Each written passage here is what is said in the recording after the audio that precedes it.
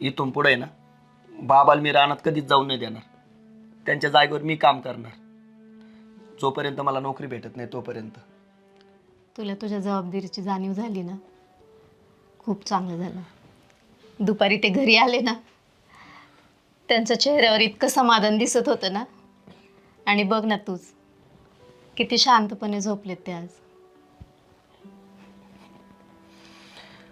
असंच हळूहळू त्यांच्या डोक्यावरची जबाबदारी कमी कर. हो आई, आता मला समजायला लागले. आता हे घराची जबाबदारी ना मी घेईल. आणि बाबांना सांग, तुम्ही आराम करत जा, लय त्रास नका करून घेऊ.